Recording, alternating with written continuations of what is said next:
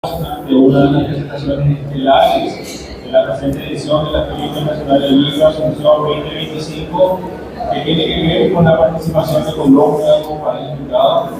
Queremos agradecer esa destacada presencia en la persona del embajador Manuel Corso, que hoy nos pudo acompañar, pero que tuvo un acompañamiento permanente a toda la feria.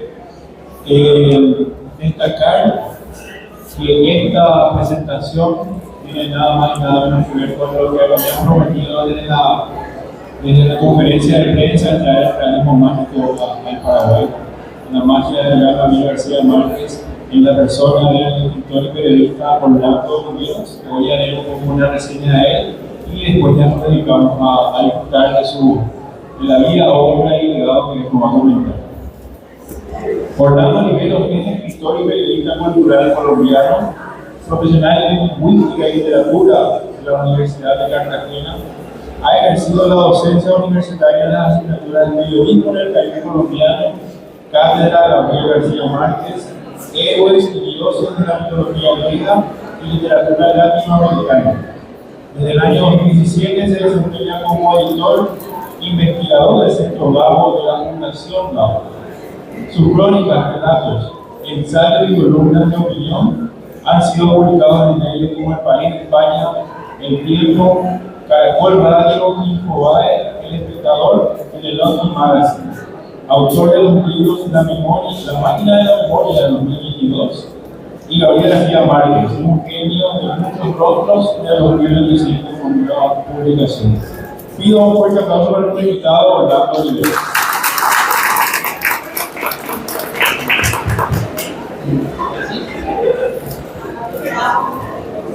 Bueno, muchísimas gracias por esa presentación. Gracias a todos ustedes y a todas ustedes que me acompañan en esta conversación, esta noche fría, en esta Feria Internacional del Libro. Es una ciudad que la gente que he conocido me ha corrido muy bien y que es muy simpática. Bueno, el protagonista de esta conversación no necesita que se le presente aparentemente, porque todos en esencia saben quién es Gabriel García. Es un autor que se ha instalado en el imaginario popular del mundo y que ha trascendido a su generación. Porque García Márquez siempre ha estado presente en la mente de todos los sectores, de toda la generación. Desde el mismo instante que sacó a la Parra en ese celebrado 100 años de soledad hasta el día de su muerte, incluso después de su muerte, cuando los hijos decidieron publicar la postre de Márquez, parece que es un autor inagotable. Entonces, nos pareciera que no necesitara mucha presentación, pero lo más interesante de todo esto es que García Márquez, es el título de ese libro que acabo de publicar, que es un genio de muchos rostros. Realmente su legado va más allá de la faceta del escritor de ficción, de la faceta del autor de literatura. Entonces, digamos genio de muchos rostros, primero porque yo siento que sí, que es un genio. Las características de un genio, la cualidad que más se le atribuye, es la capacidad de dejar una obra cuyo legado ayudará a la siguiente generación a transformar su tiempo. Un genio transforma su tiempo y deja los recursos necesarios para que los demás transformen el suyo. De nuevo, mi aventura ha sido investigar en torno a García Márquez, no solo su obra narrativa, sino otras facetas de las que les voy a hablar ahora, para tratar de ver cómo nos deja ciertas luces, ciertas claves para entender los problemas no solo del siglo XX, donde vivió, sino también los del siglo XXI, que creo que es muy útil. Esa es la razón que me ha movido a acercarme a Gabo. Tal vez no dimensionamos la presencia que tiene García Márquez en la cultura del mundo. Sabemos que es un buen escritor, pero tal vez no lo ubicamos en la estatura de los grandes clásicos de la literatura, como Homero, como Shakespeare, como Cervantes, como Tolstoy. Y García Márquez realmente, y eso me lo dice mi experiencia en el Centro Bravo de la Fundación Bravo, tiene esa estatura. Es el autor en lengua castellana más traducido del siglo XXI por encima de Cervantes. Es el autor más adaptado a la pantalla de todos los tiempos, lo cual quiere decir que no existe un autor latinoamericano más adaptado a la pantalla de todos los tiempos, lo cual quiere decir que en este continente no existe otro novelista, otro cuentista, otro contador de historias cuyos relatos se han llevado más veces a la televisión, al cine, a las plataformas de streaming que los relatos de García. Y no estamos ante cualquier personaje, estamos ante un clásico. Y yo sospecho que en 100 o 200 años las personas hablarán de García Márquez, se referirán a García Márquez con el mismo aire de admiración, sintiendo que suscita Homero, que suscita Dante, que suscita Cervantes, que suscita Dickens, que suscita Joyce, que suscita Tolstoy, porque es un clásico. Siempre lo he dicho e insisto mucho en esa característica. Cuando nos damos cuenta que un autor es realmente un clásico, cuando las personas empiezan a hablar de su obra sin la necesidad de leerla. En ese mismo instante, los autores se transforman en un clásico de la literatura.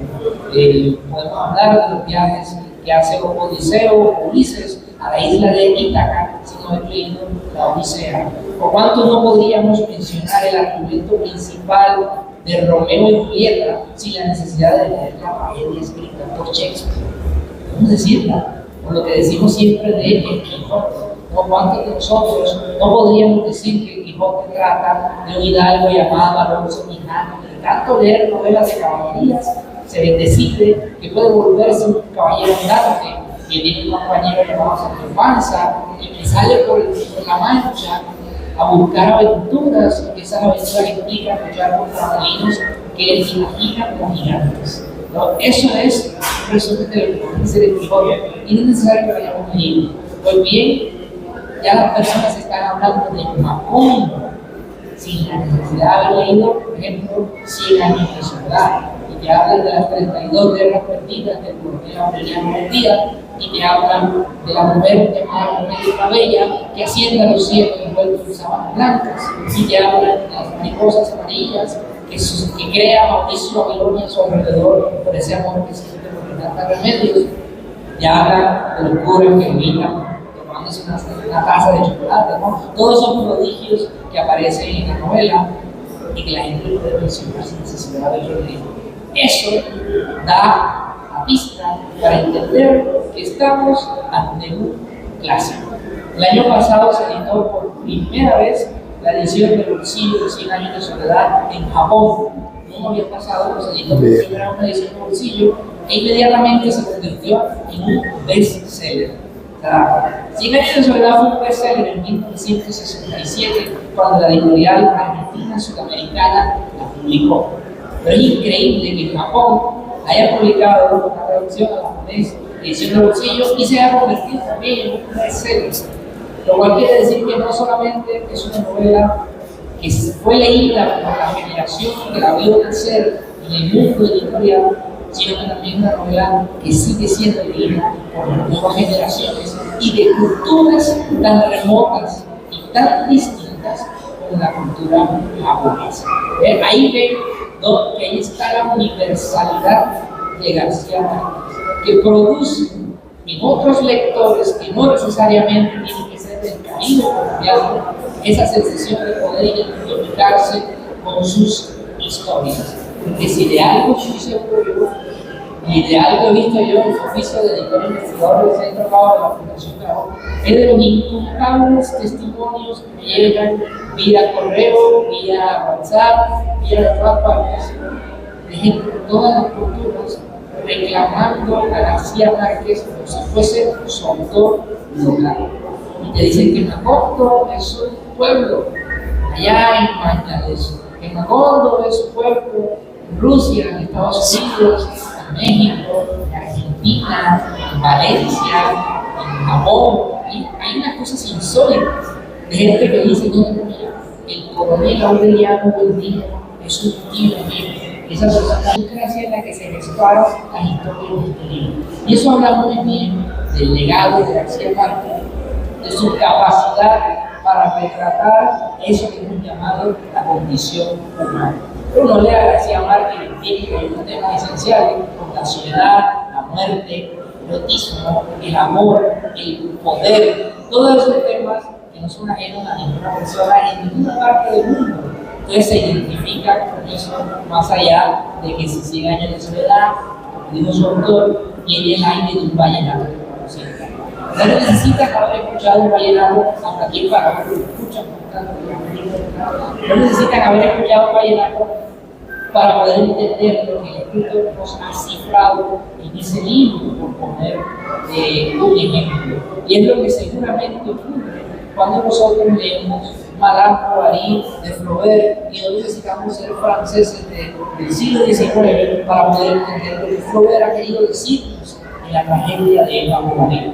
Lo mismo con la tragedia de Ana Karenina, en Ana Karenina de Tolstoy, y así con todos los grandes libros, ¿no? Ese deseo de Odiseo, que siente una enorme nostalgia por su tierra, que es Ítaca, y busca el regreso a su tierra. Ser paradigma de la persona que busca regresar a sus orígenes, cosa que se repite en todas las épocas, ¿no? O la visión real del infierno, grande, la divina comedia. Yo creo que nosotros, primero somos unos privilegiados de que podemos vivir ese universo garciamarquiano en su idioma original, ¿no? Podemos leerlo en español, no necesitamos la mediación de un traductor y podemos leerlo y además en su época. Porque bueno, no le equivoque y las lenguas cambian con el paso del tiempo, las fórmulas gramaticales no son las mismas y probablemente el español que uno puede leer en el Quijote, que es el español de los años 1600, dista mucho del español del siglo XXI, del siglo XX. Pero no tenemos el privilegio de leer a García Márquez en el español inmediato en el que fue escrito. Podemos hacerlo sin más marcas en el diccionario, ninguna otra palabra que el escritor vaya a poder ahí y que necesitemos resolverlo. Pero tenemos ese enorme privilegio. De todo esto, digo, una introducción para que ustedes vean la dimensión del personaje del que estamos hablando. Un personaje que ciertamente ya no le pertenece a Colombia, ya no le pertenece a los latinoamericanos, es un personaje del mundo que está suscitando y está inspirando proyectos artísticos, políticos, económicos en lectores de muchos países, en África, en Europa, en Asia. Quizás aprovecha a García Márquez a hacer mejor que cualquier otro lector colombiano. Ya García Márquez ha trascendido esa frontera, se ha convertido en parte de toda la cultura. Tanto fijas intensas de lo que hemos llamado como condición humana, que es lo que hace grandes autores y grandes autoras de la literatura.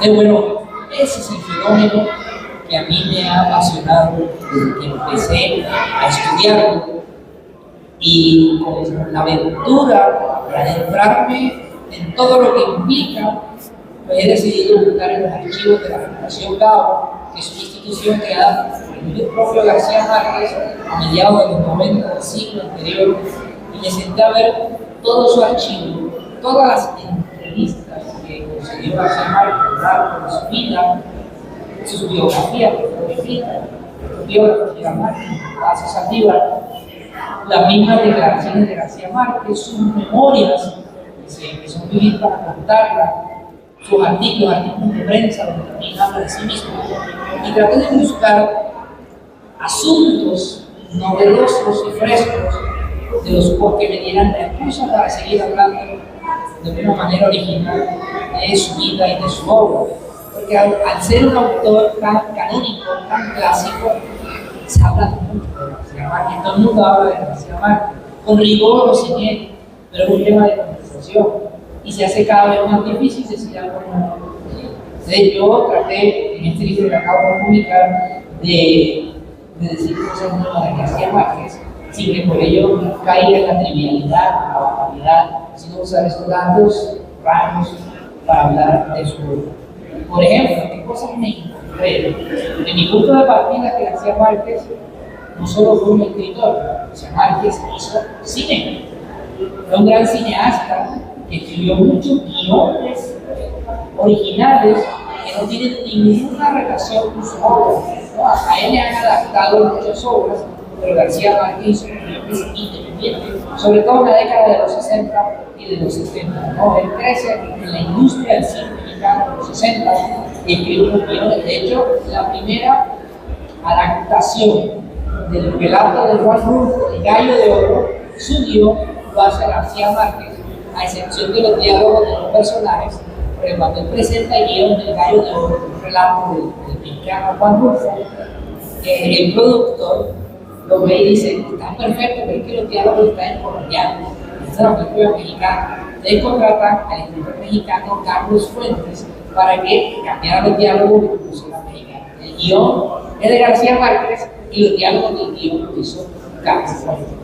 Eso les enseñó mucho. La película fue un fracaso crítico y comercial, pero les enseñó a leer más a Rulfo, les enseñó a entender el tránsito de la literatura al cine y las diferencias que hay entre ambos oficios. Entonces García Márquez hizo muchísimo cine. Él decía que la relación que tenía con el cine era la de un matrimonio mal avenido, que no podía vivir sin él ni con él. Entonces ahí estaba el cine siempre también en el zapato, hasta el punto de que, bueno, es lo único que García Márquez decidió estudiar formalmente, el cine. Cuando él estudió Derecho y no terminó, hizo un año en la Universidad Nacional de Bogotá, ocurrió un bogotazo, murió Gaitán, cerraron la Nacional, él tuvo que irse a la costa porque era más relajado, el ambiente de violencia, y reanudó la carrera en la Universidad de Cartagena, pero nunca terminó, ¿no? El derecho no le gustaba, lo había escogido por su padre que quería que él fuera abogado. Pero cuando él lo nombra corresponsal en el extranjero, en el periódico El Espectador, y lo mandan a cubrir la cumbre de Ginebra, la cumbre de los 4 grandes amigos, en julio de 1955, él acababa de publicar las 14 entregas que constituyen el relato de una obra, que además se luego se un libro, de 5 libros. García Márquez luego viaja a Italia porque quiere inscribirse y se inscribe en un curso de dirección cinematográfica en el Centro Experimental de Cinematografía en Roma, la famosa Cinecheca, porque él estaba fascinado con un movimiento cinematográfico de aquella época que es el neorealismo italiano, especialmente con 2 cineastas, un director que es Vittorio De Sica y un guionista que era Cesare Sabatini. Entre sus películas favoritas, por ejemplo, estaban hechas tanto por ese guionista como dirigidas por ese director, Ladrones de Bicicleta y Milagro en Milán, que les recomiendo que se las vean. Y tienen un vuelo tan largo como el que yo tuve, me las vi, 2 películas en ese último para escuchar música. Son unas películas hermosas que explican la mirada de García Márquez en sus primeras novelas. El neorrealismo italiano es esencial para entender a ese García Márquez dentro de la Divina, por ejemplo, o de los cuentos de Generales de la Palabra. Es indispensable. Pero bueno, ya ven que el cine, nunca terminó el curso de dirección de cine, jamás se salió, porque él creía que le iban a enseñar a escribir guiones y se encontró con que le estaban enseñando a entender la industria del cine. Y se decepcionó porque se dio cuenta que si él en la literatura podía ser un dictador, no, el escritor gobierna el destino de sus personajes, un Dios, ¿no? Como decía este poeta chileno Vicente Huidobro, este poema que es arte poético, dice: el poeta es un pequeño Dios, el escritor también es un Dios, ¿no? Vargas Llosa lo llamaba un deicida, los escritores son unos deicidas, decía Vargas Llosa, sobre todo los novelistas, porque tienen la capacidad de destruir a Dios y suplantarlo y crear un mundo. Puede ser Dios, ¿no? Por eso decía eso. Es cierto, García Márquez se dio cuenta que iba a hacer cine, no dependía todo de él. Podía hacer el guión, Pero cuando pasaba el guión a las manos del director, pues el director hacía los cambios. Y luego los actores y las actrices no decían exactamente la frase, sino que ponían de su cosecha algunas cosas y algunas frases. Entonces, cuando hacían el montaje de la película, hay escenas que se eliminaban o que se cambiaban de sitio por razones cinematográficas. Y cuando ya iba a salir la película, los productores ponen el dinero decían, no, aquí tiene que estar esto, tiene que mencionar esto. Y al final, el cine convertía una obra de esfuerzos colectivos que no tenían nada que ver con el personaje del libro de ficción. A eso me gustó tanto, ¿no? Yo creo que no pudiese controlar el resultado final. Decía, los mejores directores de cine son aquellos que son directores, los mismos que hacen el guión y además las películas de la película. Hay pocos, pero los hay, ¿no? Woody Allen, por ejemplo, las primeras películas de Woody Allen, dirigía la película, no sé, Manhattan o Annie Hall, dirigía la película, había escrito el guión y además la protagonizaba. Él decía que así tenía que hacerse el cine, como él no actuaba, lo dirigía, entonces no se iba a poner en eso, y en ese momento estaba muy decepcionado de cómo funcionaba la industria. Y bueno, García Márquez actuó en una película, si tiene mucha curiosidad, miren, es la única película en la que él actuaba, y actuó muy mal, por cierto, pero es una adaptación de un cuento suyo que se llama En este pueblo no hay ladrones. La pueden buscar en YouTube, sale un clip donde por lo menos donde la lectura nada más dice como dos frases y solo tiene que cuidar la taquilla de un cine. Es el taquillero del cine donde van a linchar al supuesto ladrón de las bodas de Villar del Pueblo. Y actualmente no saben qué hacer con las manos. Tiene una frase curiosa que dice que le preguntan, oye maestro, ¿qué es la timidez? Y él dice, no, la timidez es no saber qué hacer con las manos. Pero bueno, en esta actuación de los años 60, 1962, él no sabe qué hacer con las manos, así, actúa muy mal, mira a la cámara, está formando un cigarrillo. En fin, como actor, realmente se iba a morir tanto de hambre que como escritor en ese momento. Entonces, ya ven que el cine es una pasión insaciable de García Márquez, después se reconcilia y entiende que puede hacer guiones. Deja sus guiones y hace sus novelas y sus cuentos. Y dice, aquí tiene que haber relación. Guión es guión, la novela es novela, porque entiende muy bien que la literatura exige soluciones literarias y que el cine o la televisión exigen soluciones visuales. Eso lo entiende a la perfección, tanto que él hace muchas películas, guiones y adapta novelas a la pantalla, ¿no? García Márquez adaptó María de Borges Isaacs, la convirtió en una telenovela. Salió en Colombia en su momento, en el que adaptó y escribió los guiones de García Márquez. Escribió muchos programas para la televisión que salieron a principios de los 90, sobre todo en México. Las televisoras de México salían con episodios que García Márquez, que tienen cierta belleza algunos de ellos. La de Cándida Heredia, la increíble triste historia de la Cándida Heredia y su abuela desarmada, es un caso muy interesante porque fue un guión primero y como no logró rodarse, él lo convierte en un cuento. Y el cuento sale publicado y luego, gracias a la fama de García Márquez y ese cuento, el director brasileño Rudi Guerra decide filmar una versión que se llama Heredia, con Irene Papas como la Paulina de San Juan y Claudia Oaxaca como Heredia.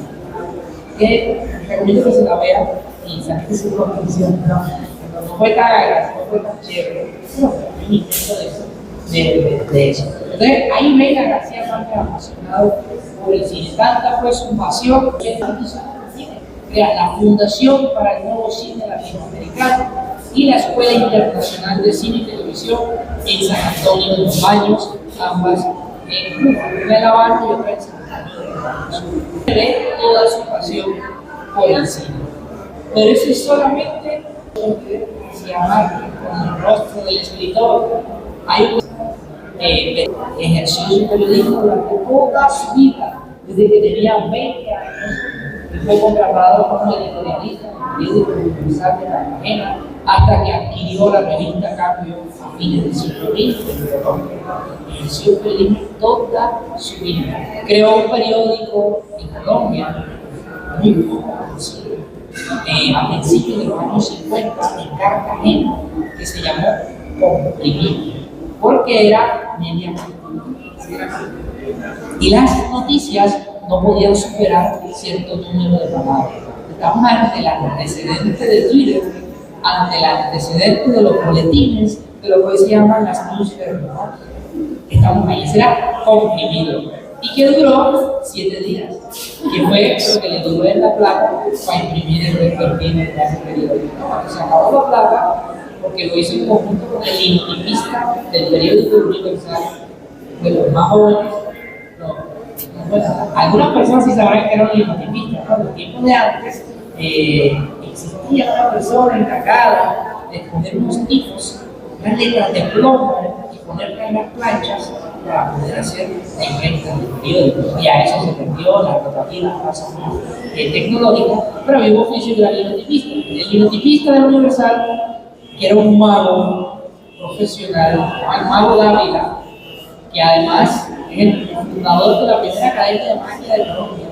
Era el linotipista de García Márquez, una locura, ¿no? Piensen, que llegaba a la sala de redacción y la salud, y se dejaba ahí.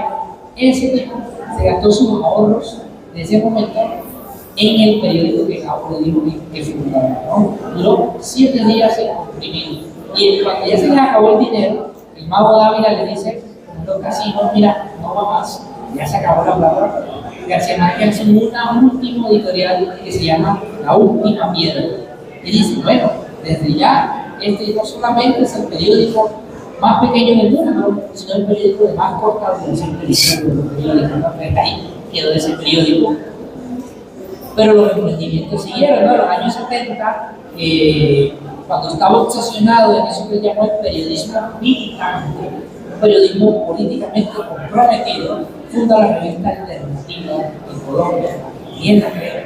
En los 90 crea un noticiero llamado UAP, que crea ese noticiero, que luego no dura mucho porque el presidente de entonces no estuvo contento con la manera como los periodistas estaban criticando el estado del país y no le revocó la licencia de emisión. Sí, se cayó UAP. Y compró la revista Cambio en 1999. Es un tipo que en el periodismo ejerció toda su vida, que fue fundamental para su oficio narrativo, porque mientras la literatura te permite imaginar, irte lejos en los asuntos de la ficción, el periodismo para García Márquez implicaba un cable que lo mantenía unido a la tierra, es decir, a la realidad. El periodismo le permitía, por ejemplo, desarrollar el hábito de la investigación. ¿No? Un buen periodista es el periodista que investiga, que tiene un rigor, que se compromete con los hechos para contar un acontecimiento real. Entonces, eso que aprendió del periodismo, García Márquez lo lleva a la literatura. Se convierte en un componente muy interesante que hemos llamado investigar para crear. Es decir, estamos acostumbrados a creer que García Márquez escribía a golpes de inspiración, que todo lo que hacía bajaba de su cabeza, como los griegos hablaban de las musas, ¿no? El canto de las musas, que decía Hesiodoro en la teoría del día o en la teoría, las musas cantaban y todo se quedaba, ¿no?, en el cuerpo del artista. Pero bueno, realmente, eso que hemos llamado realismo mágico es más realismo que mágico. Y eso que hemos llamado inspiración en García Márquez es una investigación que otra cosa. Entonces, todos los datos de sus novelas están muy cuidados y muy investigados. Miren el rigor de García Márquez. Porque siempre, a mí me gusta contar, por ejemplo, en la crónica de una muerte anunciada, García Márquez, por supuesto, tenía que matar a Santiago Nazar. Lo matan con el mismo Vicario en Barranquilla, ¿no? De García Márquez, no conforme porque hubiese podido hacerlo, matarlo, porque un escritor hubiese querido, llamó a un amigo médico en México, el doctor Darío Arturi, que ha sido el médico de su taller, y es el mejor doctorado de y le dice: oye, mira, tengo un personaje que muere por unas heridas mortales, y en esta parte del cuerpo, aquí, aquí, aquí y acá. Necesito que me hagas un informe forense como si le hicieras una autopsia personal y le digas todo. El doctor, gran amigo, un amigo hace eso, basándose en las descripciones, hace una autopsia, una necropsia del personaje Santiago y se la envía a la anciana. Y exactamente lo que hace la anciana hace unas modificaciones para que no pierda la esencia literaria del relato. Pero ahí está la autopsia. En el amor en los tiempos de cólera, el principio del amor en los tiempos de cólera, el principio muy poético, dice: era inevitable el olor de las almendras amargas, le recordaba siempre el destino de los amores contrarios. ¿No? Es lo que se inicia en la escena siguiente, que es la del doctor Juvenal Urbina, de uno de los protagonistas, el esposo de Carolina Daza, llegando a la casa de un amigo que se ha suicidado, disolviendo una papeleta de cianuro de oro en un líquido de revelar fotos, porque el tipo era fotógrafo, ¿no? Y uno se entera por los manuales de toxicología que el olor del cianuro siempre está descrito como un olor de almendras amargas. Entonces, el rigor científico está de la mano con el rigor poético con el que construye el principio de esa novela, que se titula El amor en los tiempos del cólera. Entonces, hay una constante en toda la novela donde se desarrollan conceptos médicos en relación con las afecciones del corazón. Entonces, digamos, Florentino Ariza se enamora perdidamente de Fermina Daza y en el despecho, en la fuerza del amor, se enferma. Y un doctor lo visita y le dice: oye, aquí los síntomas del amor se parecen mucho a los síntomas de los enfermos de cólera. ¿Cómo se llama el amor en los tiempos del cólera? Porque hay una relación siempre entre enfermedad y amor. Y toda la novela juega con eso y lo hace con un rigor excepcional. ¿No? Cuando el doctor Juvenal Urbina, que es un médico formado en la escuela de Sinfonía francesa, de la medicina moderna francesa, llega a esa Cartagena del siglo XIX que todavía creen fantasmas, en espantos, que todavía tienen supersticiones por la medicina. Él renueva la medicina de Cartagena. Y García Márquez lo hace estudiando los paradigmas médicos de la medicina francesa de esa época. El doctor Juvenal Urbina llega y dice: bueno, vamos a quitar esto porque tenía la costumbre los médicos de ese momento de poner baldes llenos de agua en las patas de la cama de los hospitales para que no se subieran a enfermedades. Entonces, el doctor Juvenal Urbina dijo: no funciona. Y también clausuró la costumbre de ponerse guantes de gamuza en las operaciones y cirugías, porque se creía en ese entonces que la elegancia era un atributo de la asepsia. Entonces, imagínense, con guantes de gamuza haciendo una incisión, una cesárea. El doctor Juvenal Urbina quita todo eso, porque está renovando la medicina. Lo haga, García Márquez se ha sentado antes a estudiar la historia de la medicina. Y así exactamente con todo. Cuando escribió 100 años de soledad, por ejemplo, en México, en 1965, los 18 meses que duró García Márquez escribiendo esta novela, él tenía como amigos que lo informaban de todo, ¿no? Cuando Remedios la Bella Sube a los cielos, hay una metáfora que García Márquez usa basándose en Federico García Lorca y en algunos poetas españoles de ese dominio, de esa generación. Lo hace gracias a su amor por la poesía y a su amigo el poeta Álvaro Mutis, que lo asesora en temas poéticos. Tanto así que en el discurso del premio Nobel, cuando uno se gana el premio Nobel de literatura, cuando no se gana, que se lo gana, a este se lo gana, los autores tienen que pronunciar 2 discursos. Un discurso largo de recepción, que es el que casi todos conocemos, en este caso de García Márquez, La soledad de América Latina, ¿sí? Y otro discurso más corto que se pronuncia ante el rey de Suecia en el banquete del Nobel. Se llama el discurso del banquete. El de García Márquez se llama Brindis por la poesía. Son 3 párrafos, siempre el más corto, es un discurso muy poco conocido por la gente, ¿cierto? Ese discurso se lo ayudó a escribir Álvaro Mutis, en 100 años de soledad tuvo muchísimos amigos, ¿no?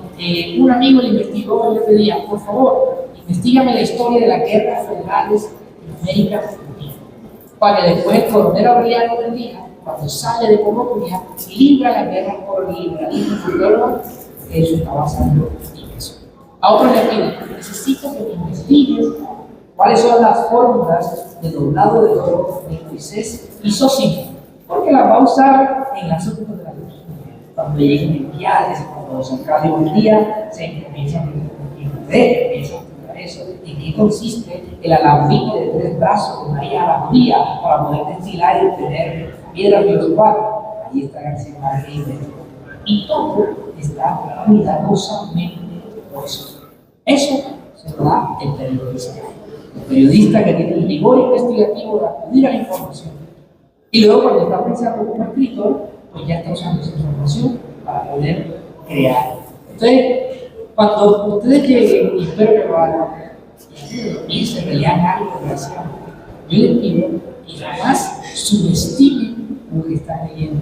Cada una de las palabras que está allí, esto me ha enseñado no está puesta al azar, está puesta con una profunda intención y una conciencia de por qué ese punto, por qué esa palabra, por qué ese comentario hermoso debería estar allí. Hasta los nombres de los personajes. Ya les dije que el doctor Gonzalo Pino renueva la medicina en la Cartagena de Salónica de los tiempos del código.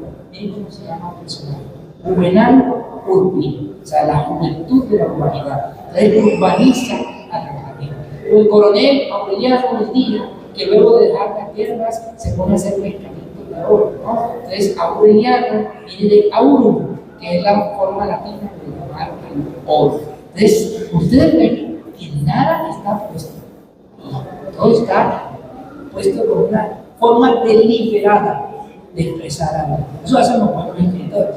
Eso se lo da el periodista. Ahí tenemos el cabo cineasta, el cabo escritor, el cabo periodista, complementándose constantemente. Tenemos a García Márquez apasionado por la música.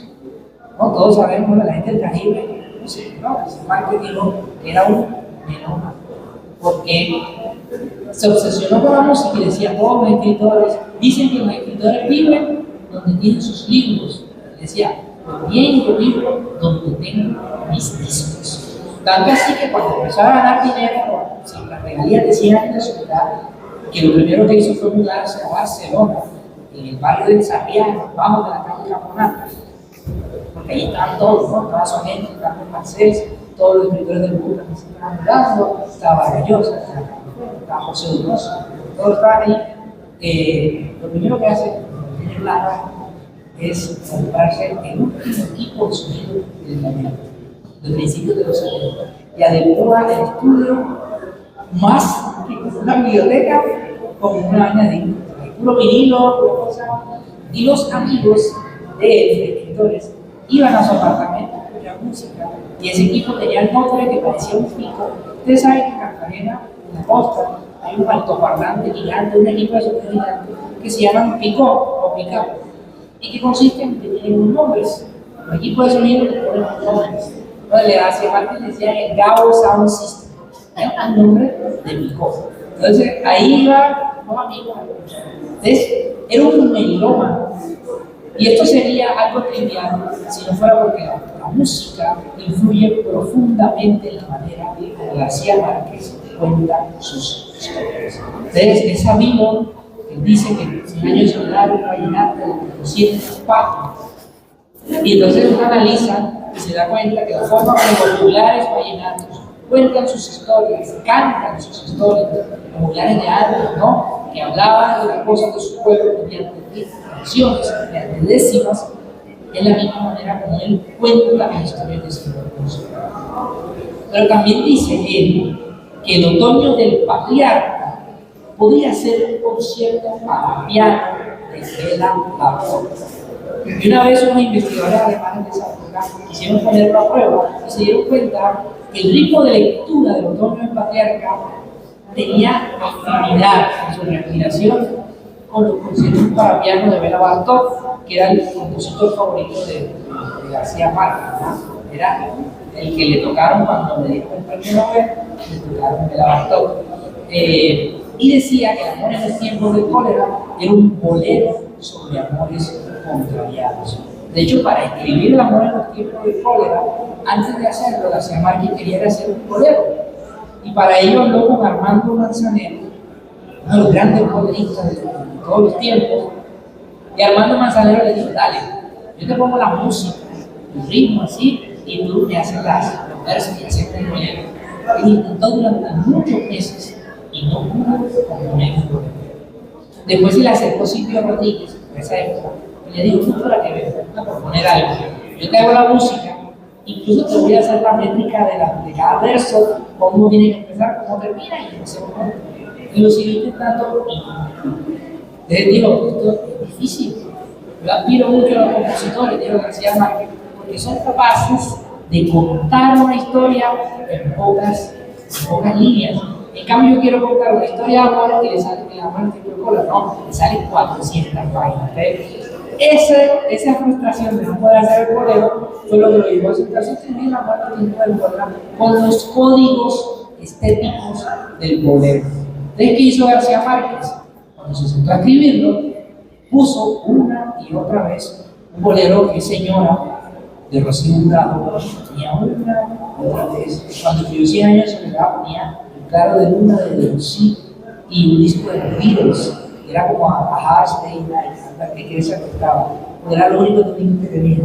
Me ponía una y otra vez. Aquí ya pueden tener el disco que sea, pero escuchan eso. Señora de Rocío Hurtado. Ponía una y otra vez. Y empieza García Márquez a ver telenovelas. Porque él quería explotar narrativamente la cursilería de los boleros y la cursilería de las telenovelas, para usarla a su favor en su personaje más cursi, el protagonista, que es Florentino Ariza, ese que cuando se enamora empieza a comerse las rosas, empieza a beberse las colonias, a tomarse agua de colonia, esta de faina, no agua de faina, que era la que se, y a intoxicarse, porque era su manera de acercarse a Cristina Daza. Esa ridiculez, ese patetismo romántico de este personaje está sacado de los boleros, del melodrama de los boleros y las telenovelas, y es lo que García Márquez nosotros. Entonces, fíjense cómo la música es determinante también para la obra de García Márquez. Entonces, tenemos a García Márquez, y está otro rostro, otra línea de García Márquez. Está este García Márquez, emprendedor, que hizo este noticiero, este periódico, esta fundación, la Fundación Clau, la Fundación del Nuevo Cine Mexicano, la Internacional de Cine y Televisión San Antonio del Valle, todo ese García Márquez. Está también el García Márquez ciudadano, ¿no? Todos también lo conocen. El García Márquez ciudadano es el García Márquez de las posiciones políticas a lo largo de toda su vida, ¿no? Todos saben de su amistad con Fidel Castro, de su compromiso en cierto momento con la Revolución Cubana, pero también de su amistad con Piquito, de su amistad con Felipe González, con François Mitterrand, con Omar Torrijos. Es un personaje a quien el poder se le ha acercado mucho, sin importar incluso el espectro ideológico. Entonces, es interesante porque dependiendo de la década podemos sacar una posición política de García Márquez. No todos tenemos la misma, es que yo creo que nadie tiene la misma posición política toda su vida. García Márquez tiene una frase muy interesante al respecto, y era que había que desconfiar de la gente que siempre pensaba igual, desde la juventud hasta la vejez, porque era gente dogmática. No, que lo más natural del ser humano era cambiar de opinión, no o transformar esa opinión en nada. Entonces García Márquez tuvo unas etapas políticas muy interesantes. De hecho, de su generación de escritores, paradójicamente fue el único escritor que nunca estuvo escrito a ninguna célula del Partido Comunista, como si pasó, por ejemplo, con Vargas Llosa, o con Plínio Mendoza, o con Carlos Fuentes, unos destinos que luego miraron hacia otros momentos del espectro político. García Márquez jamás se comprometió, sencillamente porque no creía en esa línea del comunismo estalinista. Lo había comprobado en esos artículos. Les recomiendo que lean, que es el viaje por los países socialistas, que es las impresiones de García Márquez cuando viaja por la Unión Soviética, por Checoslovaquia, por la Alemania socialista.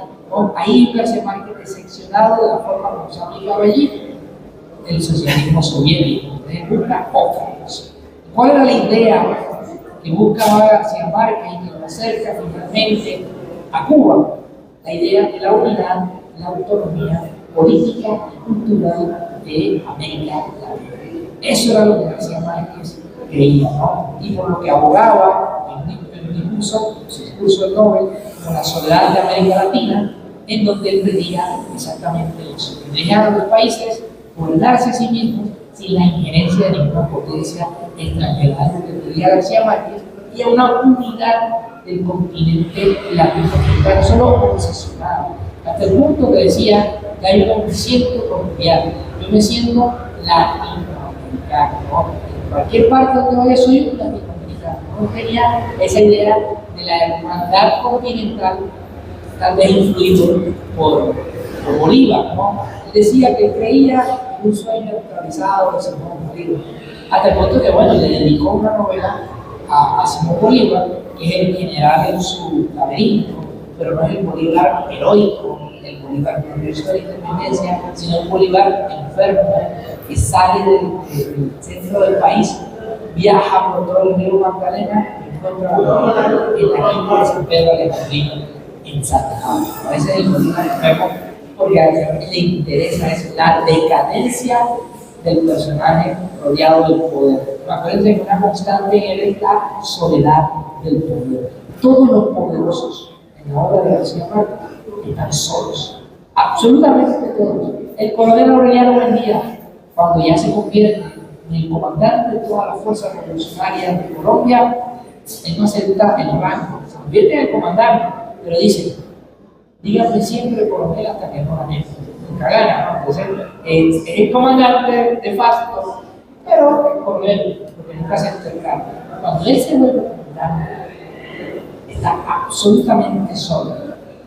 Y el escritor lo describe muy bien, porque dice: cuando ya está a la cúspide de su poder, trazan un círculo de tiza a su alrededor, que nadie debe cruzar sin permiso. Esa es la metáfora más literal sobre la soledad de hijo de José Arcadio Buendía, ¿no? Viendo el nombre Arcadia, que es una isla.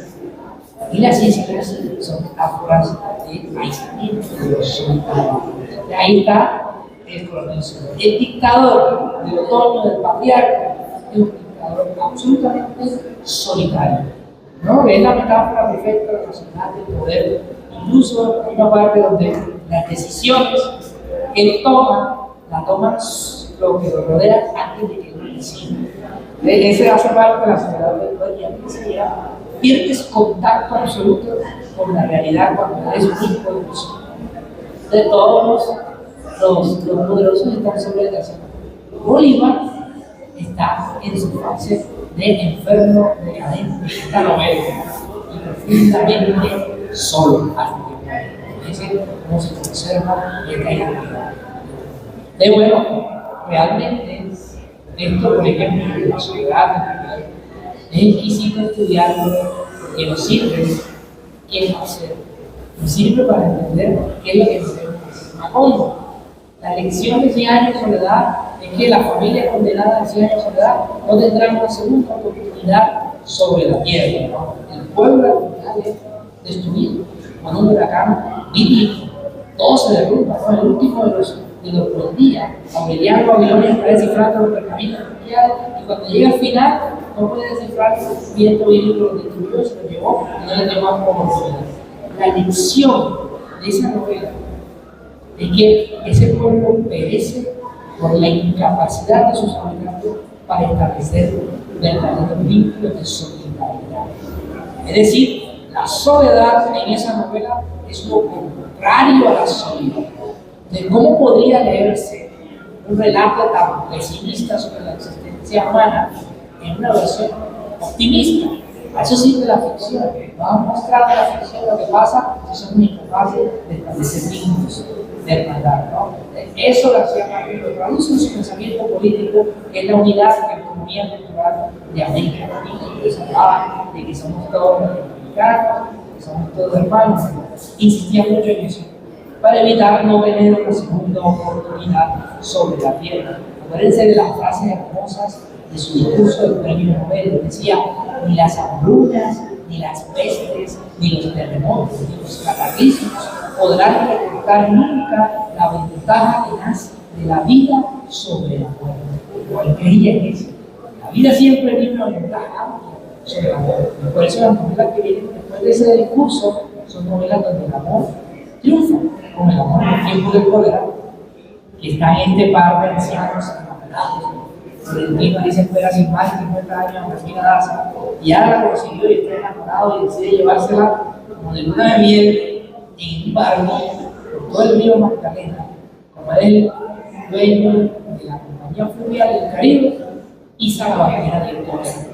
Entonces ya van a hablar de un tiempo fuera. Si la bandera del cólera está en el barco, quiere decir que por protocolo sanitario, ese barco no puede desembarcar en ningún puerto, ni nadie puede subirse a ese puerto. Eso lo hace Florentino Ariza para que nunca se le acabe la luna de miel que tiene con Fermina Daza. Queda eternamente enamorada. Hay cosas muy increíbles ahí. Por ejemplo, la necesidad de García Márquez de romper el estereotipo del amor. En esa novela, García Márquez se propuso que los ancianos también pudieran besarse, también pudieran hacer el amor. Decía, tú nunca vas a ver en una película a dos ancianos besándose con ellos apasionadamente, porque la cultura que hemos construido es una cultura que hace que la tercera edad sea alérgica a la pasión del amor.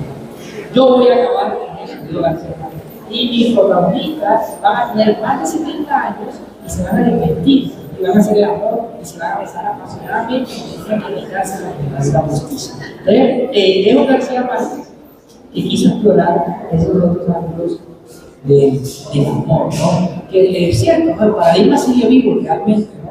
Vemos una película y los protagonistas que se besan son muy bien parecidos, están en la cúspide de su edad, de su amor, y muy poco vemos ese amor y ese erotismo que García Márquez reclama para los viejos. ¿No te dice eso? Ya bueno, rompe con eso en esa novela. Y fíjense que cuando se acaba el trayecto, el barco como era del cólera, y otra vez ya van de regreso, termina Santa Tito, que se le acabó la aventura, y Florentino dice, no, vamos a dejar la bandera ahí. Y el capitán del barco no le dice nada porque es presidente de la compañía federal del Caribe, pero le pregunta, oiga, ¿y hasta cuándo va a durar este ir del carajo? Y Florentino dice, le responde, toma ahí. Ahí está, esa frase, que acaba la novela, está cifrada la idea de que la vida triunfa sobre la muerte. Sabemos que se van a morir los personajes, que la muerte es inevitable. Pero miren cómo termina la novela, no conocemos la muerte de esa mujer. Como cuentos de hadas que vivieron felices pacíficos. Pero ese es el momento de esa frase que decía Márquez, esa novela, en donde el amor triunfa finalmente sobre la muerte. Aquí tienen una segunda oportunidad sobre la tierra, la que no tuvieron ninguna oportunidad en la forma. ¿Ves? Hasta eso explora García Márquez. Y hasta eso está comprometido con su discurso político. Y como todo se desplaza, esto y así muchas más facetas. Mira, yo extrañaba, yo hace cuánto tiempo he estado hablando y allá nos pasamos. Entonces, bueno, quería contarles todo esto para que ustedes vean lo fascinante que es este todo, la entidad de laberintos, y todo lo que falta por descubrir. Entonces, mi recomendación es que lo veamos otra vez sin ningún prejuicio. Y verán que van a encontrar una obra tan inagotable, la de Cervantes, como la de Shakespeare, las grandes autores y autoras de la literatura, que tenemos el privilegio de que lo tenemos ahí cerquita, inmediato, en su idioma. A veces hasta tenemos el privilegio de entender el contexto en el que se produce. Yo soy de un pueblo que se llama Difícil, en el Magdalena, en Colombia. Y bueno, tengo un privilegio de que las cosas que pasan en el difícil son muy cotidianas a veces. Pero no es necesario tener ese privilegio, porque el verdadero privilegio es ser parte de la condición humana. Y ahí está escrito perfectamente en esos libros. Entonces, bueno, muchísimas gracias por escucharme, por estar atentos y nada, espero volver a conversar sabroso sobre esta situación.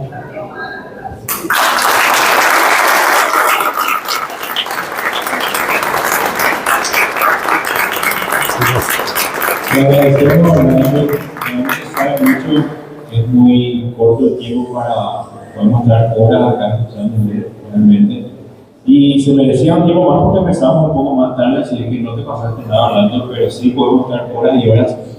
Yo quisiera romper el protocolo un ratito, si me permiten, porque seguro que hay preguntas, por lo menos una o dos que se puedan hacer bien condensadas, si me permitís, Orlando, si se puede. En caso de que alguno quiera interactuar un poquito, yo voy a sacar el micrófono.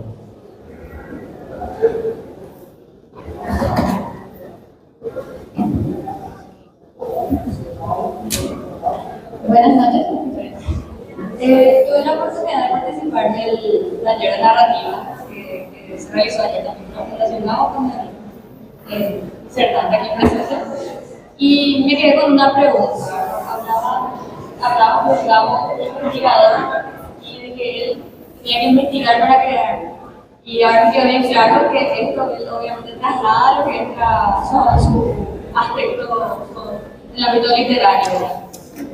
Y en cuanto a el realismo mágico, ¿qué es lo que él investiga para introducir el realismo mágico en su literatura? ¿Qué es lo que ve en la cultura colombiana? ¿Qué es lo que ve en la identidad de Colombia?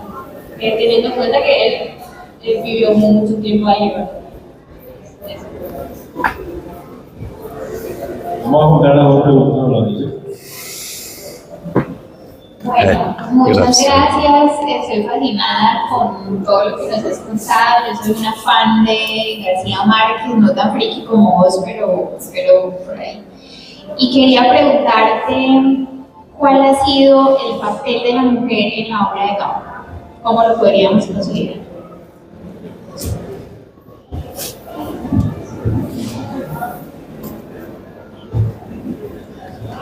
Bueno, la pregunta del realismo mágico, me alegra que lo preguntes, porque García Márquez odiaba la etiqueta de realismo mágico, como todos los artistas que se resisten a que su trabajo tan diverso, tan grande, sea condensado en dos paradigmas, ¿no?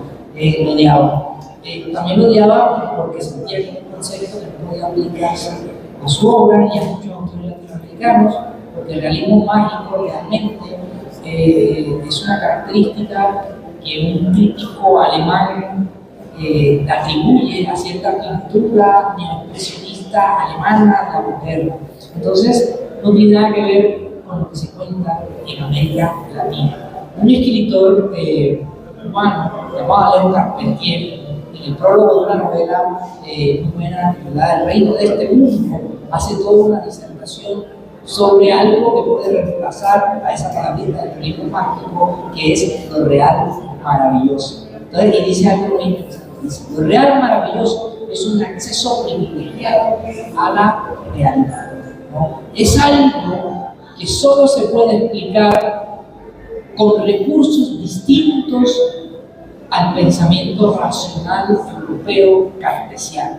Es decir, para Carpentier había asuntos de esta realidad tan nuestra latinoamericana que no podían explicarse racionalmente con este pensamiento europeo, ¿no? García Márquez decía, es triste que en Francia triunfó intelectualmente Descartes y perdió Rabelais. François Rabelais era un escritor que así le encantaba, porque Antartúa y Pantagruel, y quien se inspira, pero en Francia triunfa el cartesianismo, ¿no? La necesidad de establecer razones concretas para ciertos acontecimientos. Entonces, eso, decía García Márquez, en América Latina muchas veces no ocurre, porque este es un continente que no solo está atravesado por el racionalismo europeo, sino que también tiene muchos tipos de supersticiones, de otro tipo de cosas que no podrían entenderse sino con esos recursos. Imagínate cuántos personajes de García Márquez no funcionan a base de presentimientos, de pálpitos, de corazonadas, de sueños que interpretan, ¿no? De presagios que encuentran en el camino. Nada de eso sería posible entenderlo si fuese racionalmente, ¿no? Se necesita una dosis de otra forma de la realidad, no es que sea otra realidad, sino que es otra cara.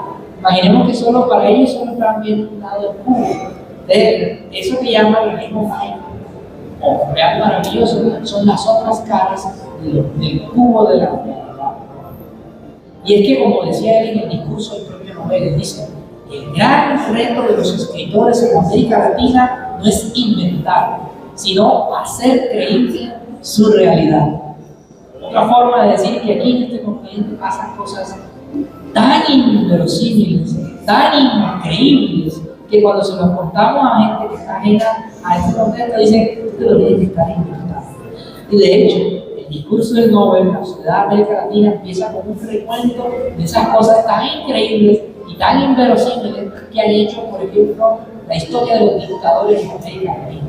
Y habla de este dictador de Haití, Duvalier Papadón, como decía, que un asesor le dice: tu peor enemigo se ha transformado en un perro negro.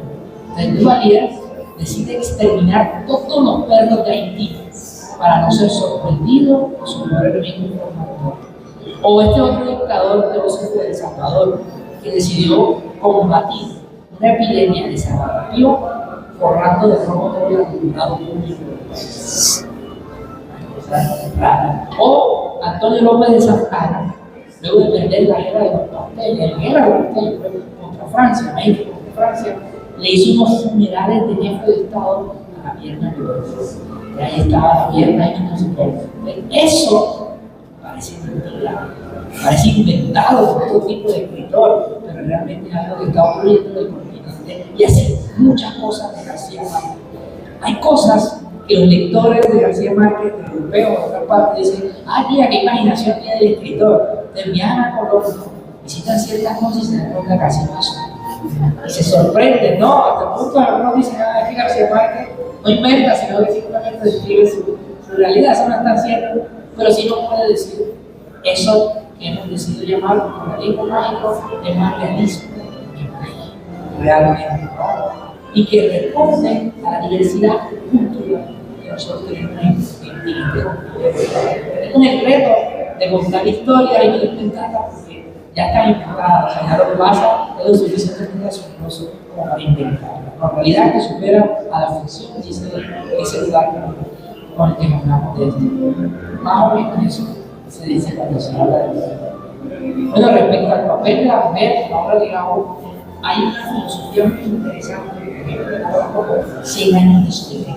En 100 años de soledad, el papel de las mujeres es el papel del sentido común y de la razón. Entonces, si uno ve, todas las mujeres de esa novela están dedicadas a mantener a salvo a la estirpe, mientras los hombres libran empresas descabelladas, alucinadas, quijotescas, que se expresan en la pelea de gallos, en la guerra, en los burdeles, en las fantasías con la alquimia, en la búsqueda del oro y la piedra filosofal. Mientras todos estos personajes enloquecen, que todos los Arcadios y todos los Aurelianos desarrollan unas obsesiones que los llevan a una especie de lúcida locura, como la de Quijote. Las mujeres son las que mantienen y montan la casa. Y quizás el representante máximo de esa obra es Úrsula, que es el engranaje de todo lo mundial. Entonces ahí está el papel de los personajes femeninos, que no sé si de las mujeres en general, pero el papel de los personajes femeninos que García Márquez, al menos en esta etapa de su obra, es el de las que preservan la estirpe y mantienen el orden, mientras los maridos y los hombres libran empresas descabelladas. Eso está súper clarito allí. Luego García Márquez, cuando le preguntan sobre eso, dirá: ¿sabes qué? Deberían las mujeres gobernar al mundo, porque ya los hombres han demostrado que no nos sirve para eso. No, vamos a dar la oportunidad a la mujer, a ver qué pasa.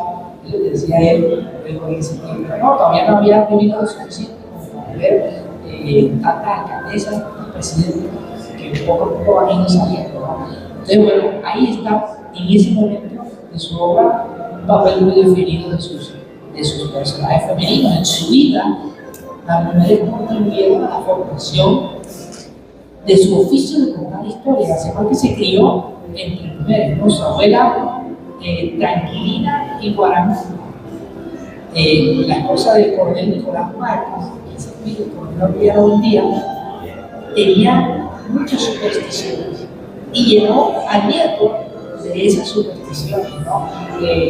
Mandaba quemar, no sé, un huevo de gallina que compraron en la tienda, el huevo estaba doblado, parece un gorro frigio, un huevo doblado, y lo mandaba a quemar porque decía, esto es un huevo de basilisco.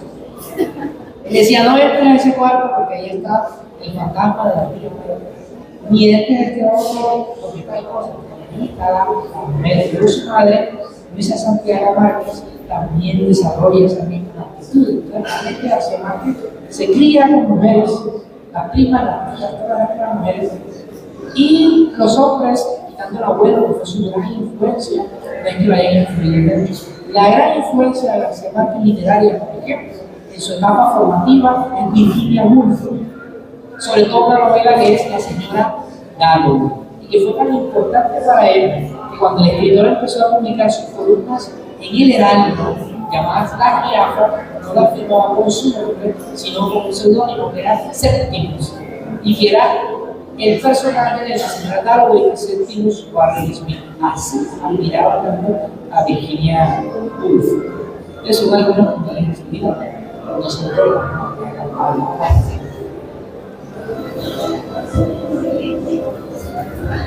¿Podemos una más? Bien comenzada, por favor.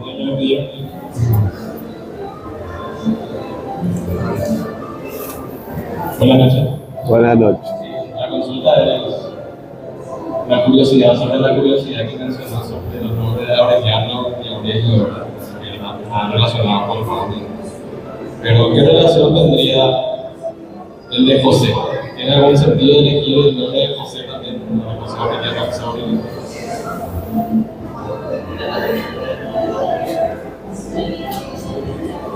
Hay un libro titulado Los García Márquez. Un libro titulado Los García Márquez, en la que relatan sus hermanos una serie de detalles de las obras de García Márquez. Él sabía de la elaboración de ese libro y cuando se reaccionó todo se publicó.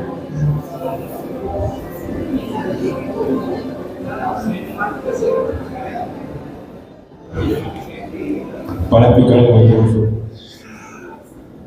Yo leí un libro que se titula Los García Márquez. Sí, en la que sus hermanos relatan una serie de relatos. Él sabía de la elaboración de ese libro y cuál fue su reacción cuando se publicó.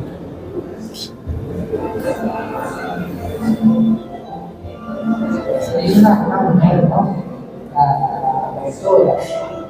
No sé, no sabría cómo reaccionó a eso, pero es altamente probable que supiera que se estuviese escribiendo, porque ahí, para hacer ese libro, no sé cuál es el nombre de la autora, entrevistaron a los hermanos. Por supuesto, los hermanos están en constante contacto con García Márquez, que era además quien los ayudaba a vivir, económicamente, su propio trabajo, se sabía, ¿no? Él nunca reaccionaba de buena manera cuando estaba investigando la vida de su vida, porque como buen escritor que era, tenía muchos mitos que él mismo introducía sobre su propia vida y miraba con mucho recelo cuando los biógrafos entraban a escudriñar y se daban cuenta, por ejemplo, él duró 60 años diciendo que había nacido en 1928 para decir que su nacimiento coincidió con la masacre de la Cardenas, un evento muy importante que luego desarrolla en gran parte de su obra. Entonces, cuando los biógrafos se dan cuenta que nace en 1927, entonces te molesta, ¿no? Y termina ya después de acercar el 27, y así como un montón de cosas. Entonces, yo no sé cómo reaccionó específicamente en eso, pero sí sé que era un tipo muy cuidadoso del relato de su propia vida. Y cuando otros biógrafos e investigadores entraban con un rigor que a lo mejor él no quería que tuviesen, le decían que estaba un poco, ¿no? Y a su biógrafo, por ejemplo, cuando le preguntaba cosas, ayer al Martín, que hizo una biografía más completa de García Márquez le dio una frase, le dijo: toda persona tiene tres vidas: la vida pública, la vida privada y la vida secreta. Yo a ti te voy a hablar de la vida pública A veces entrarás a la vida privada mía, pero no vas a saber la vida. En la vida secreta que detienes. Ahí puedes darte cuenta cómo era el escritor respecto a esa forma de comunicación. Y bueno, respecto a José, de José Arcadio, nada, te la debo. No sé, ese José, ¿qué dirá? Tiene esa hermosa tarea de buscar siempre, significado, algo, no hacer. Los críticos, los buenos críticos hacen eso, ¿no? Plantean una cosa, ¿no? ¿Será José algún contenido bíblico que nos marcará como el patriarca, ¿no? Los patriarcas, como era José Arcadio un día, ¿podrá ser José? Primero, ¿no? Sería interesante saber específicamente por qué se decidió, o de José que se repita a lo largo de toda la estima. Él era José, se llama Gabriel José de la Concordia García Márquez. Entonces sabemos si ese José será él también, ¿no? Porque es cifrándose dentro de sus personajes. Es raro, parte de él está repartida en los Arcadios, en los Millanes, ¿no? De hecho, en Diario de Verdad hay un Gabriel. ¿No? Si ustedes leen al final de la novela, hay un Gabriel que lee literatura que se enamora de una Mercedes, que es hija del boticario de la patita de papel, y que tiene unos amigos que se llaman Álvaro, Germán y Alfonso, y que se corresponden tal cual con la Universidad San de la Barra. Alfonso se convierte en un hijo de la barriga de él. Y hay un sabio catalán en Diario de Verdad, que es el mismo Ramón Viñas, que es un catalán en Barranquilla, sobre alrededor del cual ellos se reunían. Entonces, bueno, habría que ver las implicaciones de ese José, que tanto hay de ir allí, pero en el caos. Interesante. Bueno, de vuelta, podemos estar horas como repetir. Quiero reiterar el placer de tenerle de vuelta a Orlando. Ojalá que sean muchas visitas más. Seguir aprendiendo de él y de Gabriel García Márquez. Reiterar el agradecimiento de la Embajada de Colombia, en la persona de los miembros del cuerpo diplomático e integrantes que nos acompañan. Y de vuelta, que se repita la visita a Orlando. Quiero pedir un aplauso particular.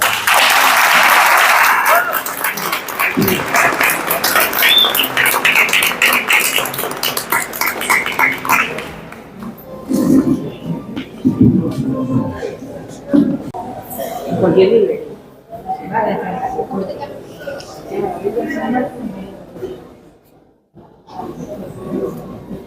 Y bueno, gracias.